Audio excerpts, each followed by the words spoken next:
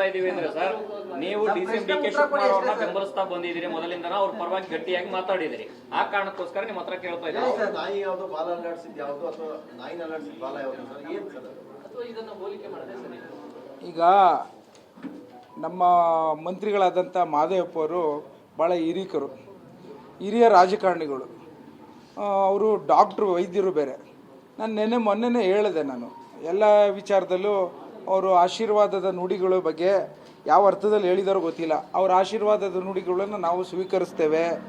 ಇವತ್ತು 2018 ಚುನಾವಣೆ ಫಲಿತಾಂಶ ಅವರ ನಾಯಕತ್ವದಲ್ಲೇ ಇವತ್ತು ಮಾನ್ಯ ಸಿದ್ದರಾಮಯ್ಯ ಸಾಹೇಬರಿಗೆ ಯಾವ ತನುಮನ ದನಗಳ ಶಕ್ತಿನ ಕೊಟ್ಟಿದ್ರು ಅಂತ ಕಾರ್ಯಕರ್ತರಿಗೆ ಗೊತ್ತಿದೆ.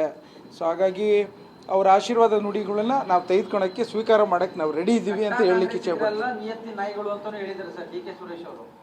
2018ರಲ್ಲಿ 80 ಸೀಟಿನ ಕಾಂಗ್ರೆಸ್ ಬಂದಿತ್ತು. ಭಾಳಷ್ಟು ಶ್ರಮ ಹಾಕಿ ಮಾದೇವಪ್ಪ ಸಾಹೇಬರೇ ಇವತ್ತು ಚುನಾವಣೆಯ ವ್ಯವಸ್ಥೆಯನ್ನು ತೆಗೆದುಕೊಂಡು ಮುಂದಾಳತ್ವ ತೆಗೆದುಕೊಂಡು ಪಾಪ ಅವ್ರು ನಮ್ಮನ್ನೆಲ್ಲ ಮುಂದೆ ತೆಗೆದುಕೊಂಡು ಹೋಗಿದ್ರು. ಸೊ ಹಾಗಾಗಿ ಅವರು ಕರ್ನಾಟಕದ ಕಾಂಗ್ರೆಸ್ಸಿನ ಶಾಸಕರನ್ನು ಭಾಳಷ್ಟು ಗೌರವಯುತವಾಗಿ ನಡ್ಕೊಂಡು ಮುಂದಾಳತ್ವ ತೆಗೆದುಕೊತಾರೆ ಅಂತಾದ್ರೆ ನಾವು ಅವರಿಂದ ಹೋಗ್ತೀವಿ. ಏನಾಗಿತ್ತು ಸರ್ 2000 ನಮಗೆ ಗೊತ್ತಿದ್ದಂಗೆ ಸಿದ್ದರಾಮಯ್ಯ ಅವರು ಇದ್ರು ಸರ್, ಲೀಡ್ ಮಾಡ್ತಾ ಇದ್ರು.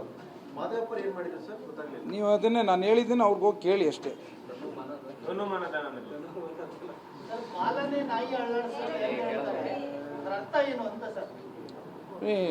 ಈಗ ನಾಯಿಗೆ ಬಾಲ ಇದ್ರೆ ಶೋಭೆ.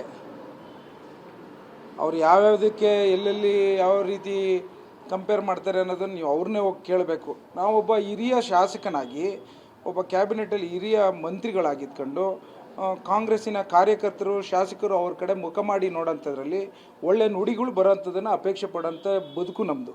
ಇವತ್ತು ಸಾಕಷ್ಟು ಜನ ರೈತರುಗಳು ಸಮಸ್ಯೆಗಳಲ್ಲಿ ಬೆಳಳ್ಕೊಂಡು ಅವರು ನಮ್ಮ ನೋಡ್ಕೊಂಡಿದ್ದಾರೆ. ಈ ರೀತಿಯ ಹೇಳಿಕೆಗಳಿಂದ ಶೋಭೆ ತರಂಥದ್ದಲ್ಲ ಅನ್ನೋದು ಮತ್ತೊಮ್ಮೆ ಒತ್ತು ಕೊಟ್ಟು ಹೇಳ್ತಾ ಇದ್ದೀನಿ ನಾನು.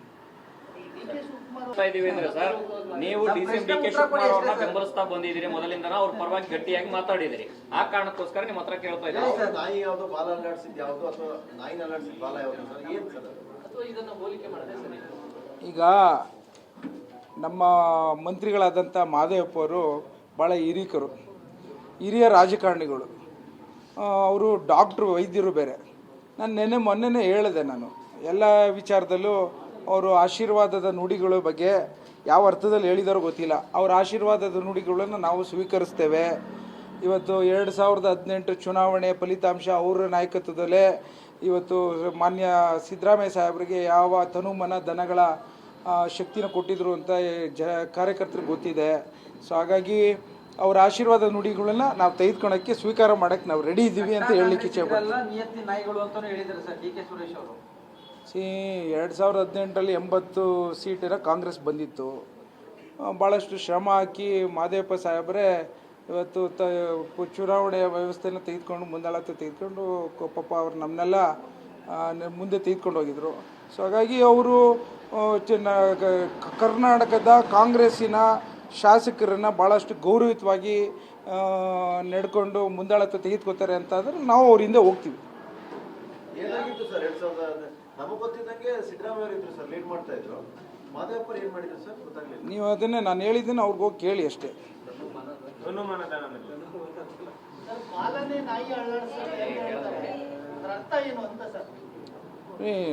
ಈಗ ನಾಯಿಗೆ ಬಾಲ ಇದ್ರೆ ಶೋಭೆ.